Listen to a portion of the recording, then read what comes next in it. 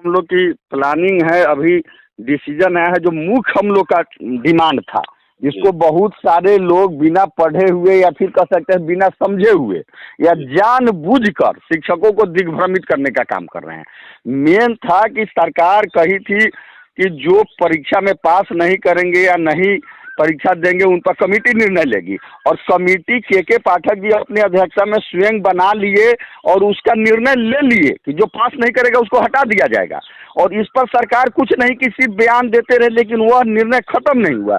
तो हुआ कि हम लोग जिस सेवा में हैं उस सेवा से आप दूसरे सेवा में जबरदस्ती नहीं भेज सकते, और इस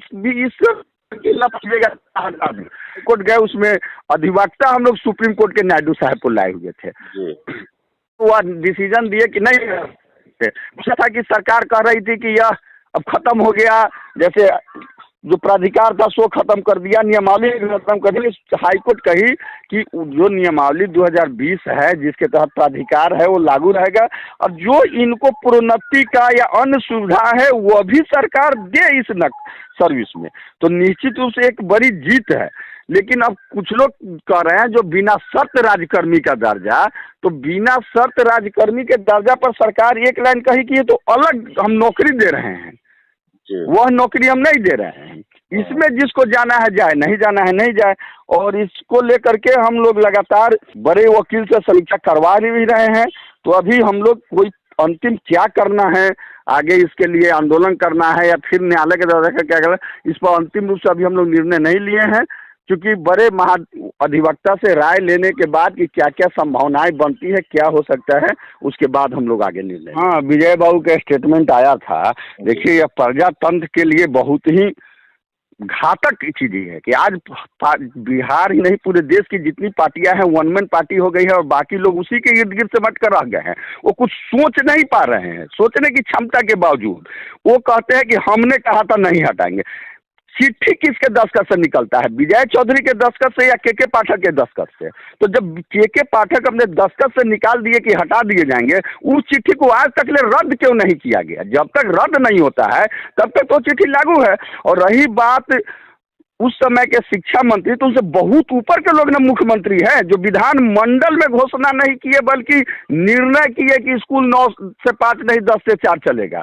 लेकिन अभी बेतिया के जो डीओ हैं वो पत्र निकाले हैं कि 9:05 तक सारे शिक्षकों का सामूहिक फोटो और अटेंडेंस रजिस्टर का फोटो व्हाट्सएप पर डालिए, और जो 9:05 तक नहीं डालेंगे तो पूरे विद्यालय को अनुपस्थित मानते हुए 15 दिन का उनका पेमेंट कर दिया जाएगा। तो यहाँ तो मुख्यमंत्री के बाद डीओ नहीं मान रहा है, वो तो अपर मुख्य सचिव बड़का चीज है जिसके सामने में कोई शिक्षा मंत्रालय लेने के लिए नहीं तैयार है आज के डेट में।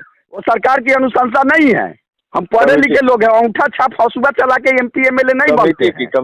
कमेटी की वो निर्णय है जिस पर एक लाइन लिखा हुआ है कि इस पर सरकार का भी अनुमोदन लेना आवश्यक है। हाँ, ये नहीं लिखा, उन्होंने सरकार को नहीं भेजा है वो पत्र। देखिए, वो अनुशंसा कब होता, जब वो सेवा में शिक्षा मंत्री या मुख्यमंत्री लिखते और सरकार को भेजते कि ऐसा किया जाए। ऐसा नहीं है, वो निर्णय है कमेटी का कि यह होगा, इन लोगों को हटा दिया जाएगा। उसमें साफ लिखा हुआ है वो सेवकता से मुक्त हो जाएंगे, और जब वो मुक्त हो जाएंगे कानून के पेच में फंसा करके आप लोग को घसीटा जा रहा था, जिससे मुक्ति मिल गई एक तरीके से पटना हाईकोर्ट के फैसले आने के बाद। बिल्कुल, दक्षता परीक्षा के समय भी तो कहे थे सरकार की नहीं हटाएंगे, इन लोगों को सिर्फ दक्ष कर रहे हैं। लेकिन बाद में क्या हुआ, हटाने का निर्णय हुआ, फिर सुप्रीम कोर्ट से उसको मिला न्याय।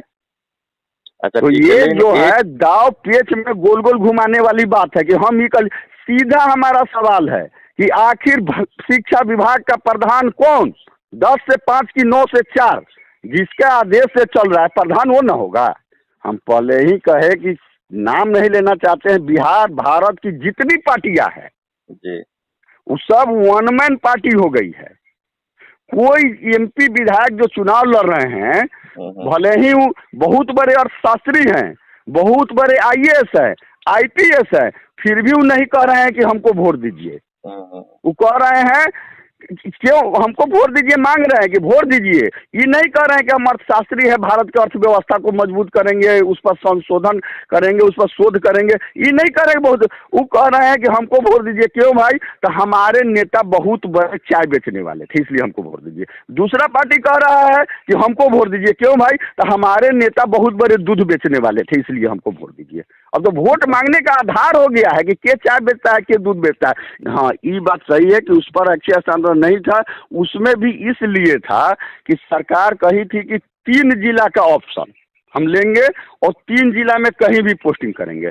तो जो कंडिका 4 को हाई कोर्ट ने निरस्त किया है उसमें 3 जिला वाली भी बात है, इसीलिए हम कहें कि अभी उसको हम लोग कानूनी रूप से व्याख्या कर रहे हैं, उसको समझ रहे हैं। उसी में है कि 3 जिला का ऑप्शन लिया जाएगा। तो जब वो कंडिका 4 रद्द हो गया तो 3 जिला वाला ऑप्शन भी ऑटोमेटिक रद्द हो जाना चाहिए जी। तो फिर जिला के अंदर होगा स्थानांतरण। तो ऐच्छिक स्थानांतरण फिर वो सरकार से लड़ाई की बात है या सरकार की मानने की बात है, चूंकि हमारा जायज मांग है, उसके लिए हम लोग आचार संहिता के बाद फिर लगेंगे कि वो मांग हमें मिले।